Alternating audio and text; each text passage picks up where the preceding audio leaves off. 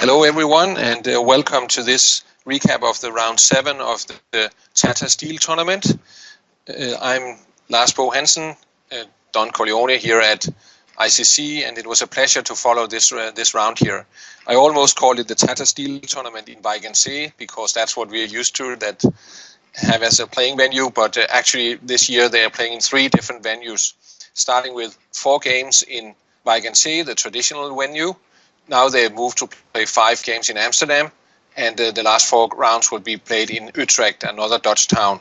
And clearly that had a good effect on world champion Magnus Carlsen, who started very slowly in this tournament with 4 draws in the Vaigensee part of the tournament. But since they moved to Amsterdam, he has been on fire, winning 3 games in a row, including a great game against Pavel Elyanov today that we will take a look at.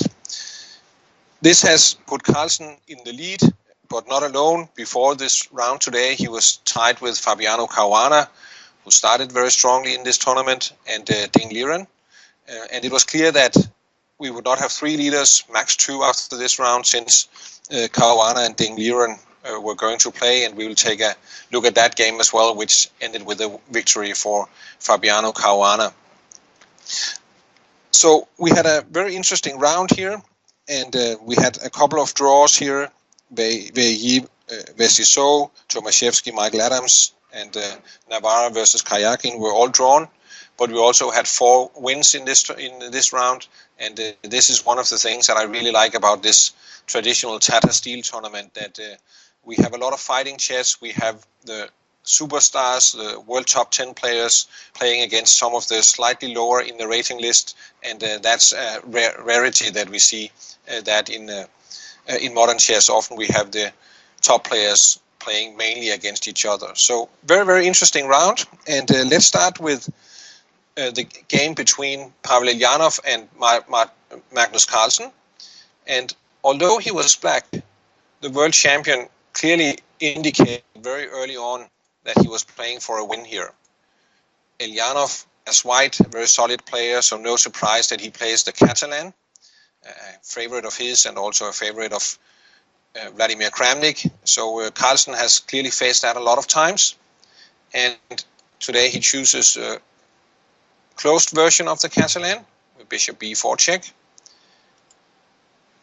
And you may ask, what's the idea of first giving a check on e7 and on b4 and then withdrawing the bishop to e7? The point is that white's bishop is actually not well placed on d2.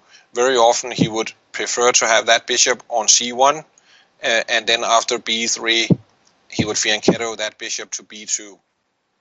But now that will cost him time, so black has reduced white's option by giving this check on b4. So both sides just develop, and queen c2. And now we already see that Carlsen's intention in this game was to play for a win even as black.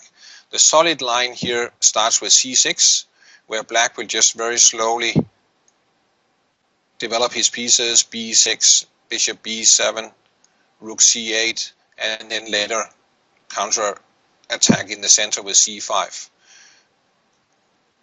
Carlsen, on the other hand, immediately seizes the center here with knight e4.